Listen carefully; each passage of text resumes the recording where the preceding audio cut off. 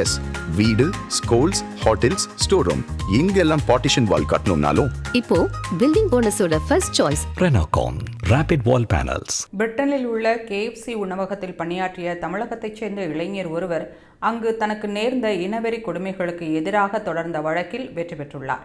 தமிழ்நாட்டைச் சேர்ந்த மாதேஷ் ரவிச்சந்திரன் என்பவர் லண்டனில் வெஸ்ட் விக்ஹாம் பகுதியில் உள்ள KFC உணவகத்தில் 2023ஆம் ஆண்டு ஜனவரி மாதம் பணியில் சேர்ந்தார். அப்போது அந்த கிளைக்கு காஜன் என்ற இலங்கையைச் சேர்ந்தவர் மேலாளராக பொறுப்பு வகித்தார். தொடக்கத்தில் எல்லாம் சரியாக செல்வது போல இருந்தாலும் நாட்கள் செல்ல செல்ல இருவருக்குள்ளும் பிரச்சனை எழுந்துள்ளது.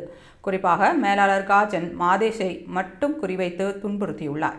சக ஊழியர்களின் முன்னிலையில் அவரை அடிமை என்று அழைத்துள்ளார். அது மட்டுமல்லாமல் விடுமுறை விண்ணப்பங்களிலும் பாரபட்சம் காட்டப்பட்டுள்ளது.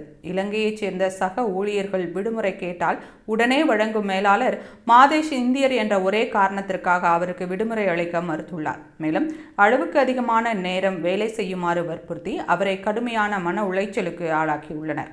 நிலைமையை முற்றியதால் பொறுக்க முடியாத மாதேஷ் ரவிச்சந்திரன் தனது வேலையை ராஜினாமா செய்ய முயன்றார்.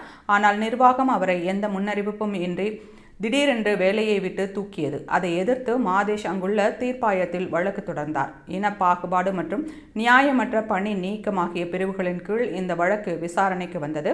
வழக்கை விசாரித்த நீதிபதி பால் அபேட் மாதேஷ் ரவிச்சந்திரனின் குற்றச்சாட்டுகள் அனைத்தும் உண்மையானவை என்பதை உறுதி செய்தார். தீர்ப்பில் ஒருவரை அடிமை என்று அழைப்பது மற்றும் இனம் சார்ந்து விடுமுறையை மறுப்பது ஆகியவை மனித உரிமைகள் மீறல் செயல் என்று நீதிபதி கடுமையாக சாடினார். அதன் முடிவாக மாதேஷ் ரவிச்சந்திரனுக்கு நஷ்ட ஈடு மற்றும் விடுமுறை ஊதியம் உள்ளிட்டவற்றையும் சேர்த்து மொத்தமாக சுமார் 84 லட்சம் ரூபாய் வழங்க உத்தரவிடப்பட்டுள்ளது.